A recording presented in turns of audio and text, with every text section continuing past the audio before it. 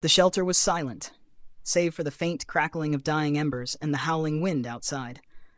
The tension in the room had not faded, even with Lucas and Mina's return. The air still felt thick with uncertainty, as if the storm itself had settled inside with them. Lucas and Mina lay where they had reappeared, their bodies still, their breathing steady. They looked peaceful, untouched by whatever had taken them away. Yet the weight pressing on the others was far from relieved. Thomas hadn't moved from Mina's side since they brought them back in. His knuckles were white, resting on his knees, his entire body tense. He didn't know whether to feel relieved or furious. They were back. But where the hell had they gone? Candace paced by the fire, arms crossed tightly, as if trying to shake off the helplessness gnawing at her chest. Alvarez leaned against the wall, his sharp eyes flicking between the two unconscious figures. Afarosia sat in quiet thought, her gaze unreadable. Dira, sitting a few steps away, stole glances at Lucas's face. He looked so calm. That alone sent a shiver down her spine. Then, Mina stirred first. A sharp inhale, her fingers twitching, her brows knitting together before her eyes fluttered open.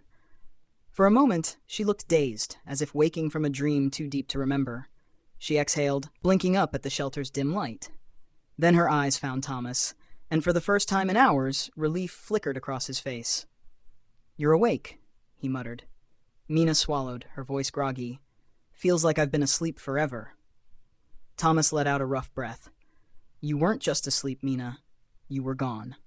Before she could respond, Lucas shifted beside her. His fingers flexed, his body stretching slightly before he took a slow, deep breath and opened his eyes.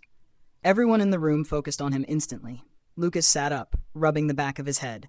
His movements were natural, fluid, but something in his expression was different. Candace didn't wait. "What the hell happened to you two?" Mina and Lucas exchanged a glance. For the first time, they realized they didn't have an answer. Mina's brow furrowed, searching her own mind. "I don't know," she admitted, shaking her head slightly. Lucas frowned, staring down at his hands. "I remember something, but it's not clear." The frustration in Thomas's voice was evident. "What do you mean it's not clear? You disappeared in front of us." Lucas closed his eyes for a moment, focusing. There were flashes, a golden light, a presence he couldn't name, a vast emptiness filled with whispers. But as soon as he tried to hold on to it, the memories slipped away. "I think we dreamed," Mina murmured. "But it wasn't normal. It felt different, important." Dira leaned forward, studying them intently. "Different how?" Mina hesitated, struggling to put it into words. "It's like something was showing us something.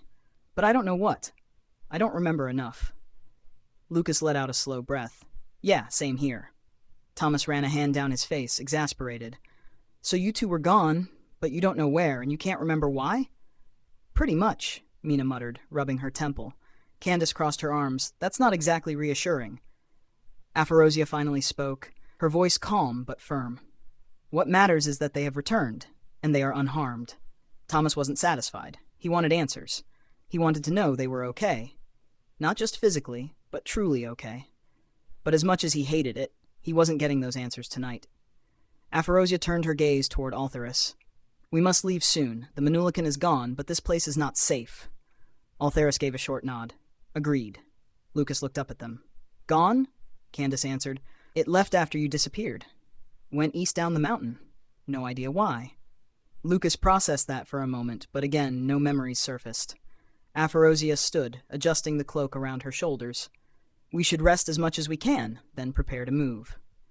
Candace sighed. "No time to celebrate, huh?" The Queen's expression was unreadable. "Not yet." Lucas and Mina exchanged another glance. Something had happened to them, they just didn't know what. And something told them that would soon change. The cold had deepened overnight. As the group prepared to leave the shelter, a heavy quiet hung between them, not from exhaustion, but from the weight of the unknown.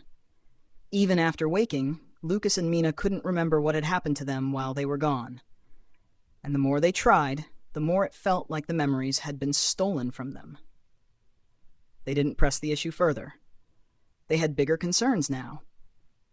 The Minulican was gone, heading east, and the beast was still out there somewhere. There was no time to waste. Candace was the first to step outside, boots crunching against the freshly settled snow. The storm had eased just enough for visibility to return, but the mountain had changed. New layers of frost covered the rocks. Ice had settled in places where the terrain had once been stable, and the pathways leading back to the Pass of the Hawk were barely recognizable. Thomas pulled his cloak tighter around himself as he followed her out. "Damn it," he muttered, scanning the cliffside. "This is going to be worse than before." Candace was already checking the rock formations, mapping the best way forward. "The climb itself isn't too bad. It's getting back through the pass that's the problem." Apharosia followed behind them, her expression sharp as she felt the shift in the Watcher's energy. The mountain was reacting. To them, to their journey, and perhaps even to Lucas and Mina. "Keep your footing," she warned. "The earth is unstable." Altheras took the rear, his sword strapped tightly across his back, his keen eyes watching the path behind them. "Stay close. If something knocked the terrain loose while we were gone, we're walking into a risk we can't see." Lucas and Mina, though unusually quiet, moved with surprising ease. They should have been weakened after their disappearance. The fever that had gripped them before should have left them fatigued, slower, struggling to keep up. But they didn't. They moved as if they weren't even tired. Thomas noticed it first. He didn't say anything, but as he glanced at Mina, something didn't sit right. Not because she seemed different in any obvious way, but because she wasn't feeling the strain the way she should. Candace led the way, navigating carefully over the rocks as they approached the first major obstacle, a steep incline of jagged stone, partially covered in ice. The path had shifted. She tested a foothold, frowned. "We're going to have to move carefully here. The ice could break under pressure." Dyra swallowed hard, already dreading it. One by one, they climbed. Candace went first, moving with precision. Altheras followed, his strength making up for the difficulty. Lucas and Mina followed next, moving effortlessly, barely needing to grip the stone to maintain balance. Thomas narrowed his eyes as he watched them. They shouldn't be this steady. Dira was the last to go, her steps more hesitant. She had just reached the halfway point when the ground gave way. A section of ice cracked beneath her boot, sending her sliding. She let out a sharp gasp, hands scrambling for purchase. But the slick stone offered nothing. Before she could react, a hand caught her wrist. Thomas, his grip was strong, steady. "Got you," he muttered, his face set in concentration. Dara's breath came fast, her heart hammering. The drop below her wasn't fatal, but it would have sent her tumbling down the jagged cliffside. Candace had already turned back, reaching for Dyra's other arm, helping Thomas pull her up. Dyra exhaled sharply once she was back on stable footing, pressing a hand to her chest. "Thanks," she murmured. Thomas gave a quick nod, but didn't say anything. His mind was elsewhere. Lucas and Mina had already moved ahead, standing at the top of the incline, watching them. That's when Thomas realized something else. Lucas and Mina had climbed up without making a sound. Not even a slip.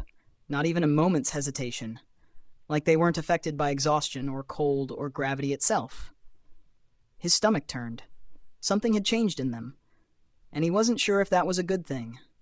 They continued forward, weaving carefully through the broken landscape, every step carrying them closer to the Pass of the Hawk. The Queen remained silent, but Thomas caught the way she glanced back at Lucas and Mina, just as wary as he was.